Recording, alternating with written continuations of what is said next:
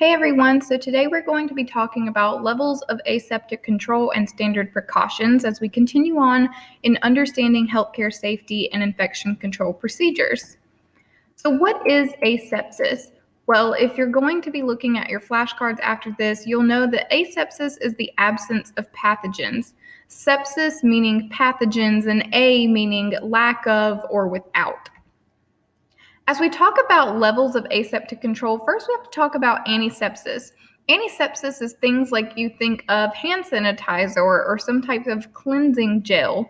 These are things that stop the growth or spread of pathogens but are not really effective against spores or viruses, and they're usually safe to be used on skin. Examples could be rubbing alcohol, betadine, if you've ever given blood, the stuff that they put on the inside of your arm, hand sanitizer, so on and so forth. Hand washing is also the most effective technique and the most common form of antisepsis, but of course there are other things that we can use as well.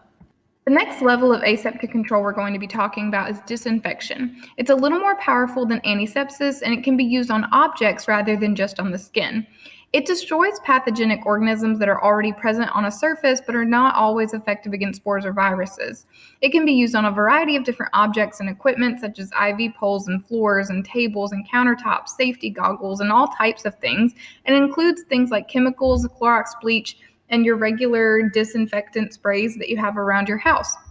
These are things that are not supposed to be used on skin. The third level of aseptic control is sterilization, and this is the most effective type of aseptic control. It destroys all microorganisms, pathogens, and non-pathogens. It destroys spores and viruses, and it can be used on objects and instruments such as scalpels and forceps and pretty much anything that you're probably going to be putting near or inside of your body. It's really important that these things are sterile. Examples of how to reach sterilization are things like an autoclave, which is what you see in the image here on the screen. An autoclave is basically a specialized oven that heats up all of these different types of materials and objects in a way that's going to kill off all bacteria and viruses and pathogens. It can also include some types of chemicals. There are chemicals that can sterilize things, but most commonly in the medical field, you're going to see the autoclave be what we use to sterilize something. You cannot use sterilization techniques on the skin because you will damage the cells that make up our skin and our body. But you can use it on pretty much any type of object that you're going to be using during a surgery. If you go to the dentist office, the stuff that they put in your mouth, all of those tools, those are all going to be sterilized and considered sterile before they use them on you. Next, we're going to be talking about standards of precaution, and this is going to cover some PPE, which you are going to be demonstrating how to put on and remove properly tomorrow. Standards of precaution are set by the Center for Disease Control and Prevention. Remember that we learned last week that the CDC is in charge of making sure that we monitor the spread, cause, and prevention of disease by creating different types of training and standards. And the standard precautions that we're going to be discussing today were directly created by them. It's a developed list of standard precautions that should be used on all patients regardless of their type of illness. Any situation where a healthcare provider may contact blood or bodily fluid or anything that may contain a pathogen of some type need to use standard precautions. Standard precautions are to be used on all patients, and this includes things like basic hand washing, personal protective equipment such as gloves, gowns, masks, and eye protection, needle stick safety, sharps containers, spills and splashes, resuscitation devices, waste and linen disposal, and injuries. So let's start by talking about personal protective equipment, or PPE. Hopefully by now you have already picked up or are going to pick up tonight your PPE packets that I've put together for you. They include things like gloves, gown, mask, alcohol wipes, and eye protection. And you're going to be learning how to put on and remove this properly in a way that you keep yourself safe from the pathogens that may be on those items. So there are lots of different types of PPE. We're going to cover the most basic form of PPE, but as you have probably noticed in the COVID-19 pandemic and on the news, there are many different types of PPE that we are now starting to use more and more because of COVID-19, things like face masks, full head coverings, full multiple gowns. They're using lots and lots of different types of PPE to try to protect ourselves from COVID-19. And there are tons of different options available when using PPE. PPE should always be used before coming in contact with a patient, and all PPE supplies should be stored in a clean area prior to use. After using, care has to be taken to avoid contamination of clean supplies and removing them in a proper manner. Items should always be placed in the designated dirty container, and if they contain hazardous materials, you may even have to put them in a hazardous waste bag. Part of standard precautions are preventing needle stick injuries. Needle stick injuries are very common in healthcare but are very dangerous, and so we want to work on preventing those as much as possible. When possible, safe needles or needleless devices should be used. If you must use a device that includes a real needle, disposable needles must never be bent or broken after use. And you should also never recap a needle. The process of putting this tiny cap back on the needle just means that your finger is in close contact with that needle and you are at higher risk of sticking yourself. By not recapping it, you're not increasing that risk. You should also always place needles in a sharps container, which looks like the one on the screen. We actually do have one in my classroom that I can show you if you were to ever want to see it. And there's actually a campaign going around called Stop Sticks campaign. It's basically a safety program to train people on how to prevent needle stick injuries. Last week, you learned about hand washing and the proper hand washing technique or skill that is used in the healthcare field, and you had to demonstrate how to actually perform proper hand washing. If you haven't already turned that video in, you really need to make sure you do that because all skills must be completed for you to complete this course. So it is important that you do demonstrate each skill, even though we are learning from home. When we're talking about hand washing and standard precautions, hands should always be washed before and after contact with any patient, after contamination with blood, body fluid, secretion, or other excretions, and immediately before putting on and removing gloves. So anytime you're about to put on gloves, wash your hands, and anytime you're about to remove gloves, after you take them off, wash your hands. Talking about gloves, it's important to understand how to properly put on and take off gloves and why they're important.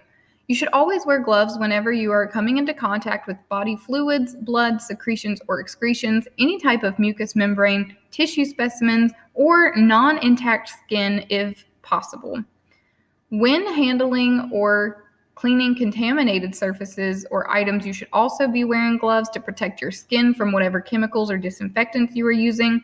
And anytime you're performing any invasive procedure on a patient, of course, you should always wear gloves. If you're performing an invasive procedure, you're probably going to be coming in contact with one of those secretions that you don't want to get on your hands. Also, make sure to never double glove. There used to be this thing going around where people would talk about, oh, if you wear multiple layers of gloves, you have more protection. Double gloving is never a good idea because the more friction you have between those sets of gloves, the more likely you are that one of them could puncture or rupture or rip or tear, and then that just defeated the purpose of having a glove on at all. Mask and eye protection is a huge thing right now, especially with the COVID-19 pandemic, but it's always important to remember to wear a mask and eye protection during any procedures that may produce splashes or sprays of blood, body fluid, secretions, or excretions. And right now, we wear masks pretty much anytime we're going to be in contact with anyone within 6 feet of each other. Anytime you go into a restaurant, anytime you go into a store, a hospital, anything, you need to be wearing a mask right now because of COVID-19. So this one is especially important. We are also starting to see an increased growth in eye protection as well as those full face shields like I mentioned earlier. Here's an image of what one of those full face shields look like. These are becoming very popular, sometimes used in combination with a mask like you see on here, or sometimes for people who are uncomfortable wearing a mask, they have been using these face shields as a way to prevent contamination as well. Next, we have gowns. You should always be wearing a gown during any procedure that you are likely to cause splashing or spraying of body fluids, blood, excretions, or secretions that may contaminate your clothing or your uniform.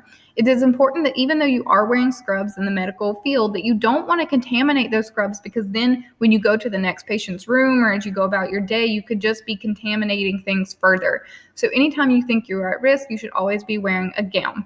Another type of PPE that we don't see in all healthcare providers, but we do typically see in surgical areas or ICU units are hair bonnets and shoe coverings. After you have used PPE or anytime you are cleaning up a patient's room, it is important to remember how to dispose of waste and linen products. Solid linens should be placed in laundry bags to prevent contamination. So these are things like pillowcases and blankets and bed coverings and things like that. Linens that are soiled with any type of blood or body fluids need to be placed in a special biohazardous bag, which is for contaminated linen and is usually going to be soaked in a disinfectant prior to being laundered. It also is important to let them know that this needs to be laundered special, needs to be kept separate, and it's also important for the person who is coming to collect the laundry to know that there is something wrong with this linen, that they need to make sure they are wearing their proper PPE as well. Next, we have resuscitation devices. Now, resuscitation devices has become a hot topic because of COVID-19. Typically, you would see mouthpieces that look like the ones on the screen. That's what we typically use in healthcare. And mouthpieces should be used to avoid the need for direct mouth-to-mouth resuscitation. I highly advise everyone to get one of these pocket masks like you see in the image. They're like $5 to $7 off of Amazon. And keep that on you in your purse, in your book bag, because once you become trained in CPR and first aid, if you were to ever need to give CPR to someone, it is really important that you protect yourself and protect them by using one of these face masks or protection masks. Now, these do not protect against COVID-19. So we actually have these new, and I wish I had remembered to bring it, but I don't have it with me today. But we have these new filtered face masks that are a one-time use face mask that have been released by the American Red Cross. You can also get these on Amazon as well. And they have like a little piece that goes in their mouth, a piece that goes in your mouth, a little center disc, and in that disc is a filtration paper that supposedly is going to protect against COVID-19. I'm actually teaching a CPR class this weekend coming up, or actually no, you're watching this on Monday. So I taught yesterday. I taught a CPR class yesterday where I actually had to use one of these COVID-19 pocket masks basically for the first time. So this has become a new topic and things are kind of changing as we go, but you should definitely always use some type of mouthpiece or mask to protect yourself when performing CPR. We're not going to talk about the hand washing skill because you've already completed it last week, but just know that the hand washing skill did come directly from HOSA competitive event guidelines for nursing assisting, and it is the exact way that you will need to perform it if you were to go on to become a CNA at DCCC later on. That is everything. So if you have any questions, as always, feel free to reach out to me on Remind or email. Make sure that you are staying on top of your work. I think the infectious disease unit is a really interesting one, and I hope that so far you are enjoying it. And then after this, you have your flashcards to go review and a key term word map assignment to complete for today, as well as your daily journal and your daily quiz. Bye, guys.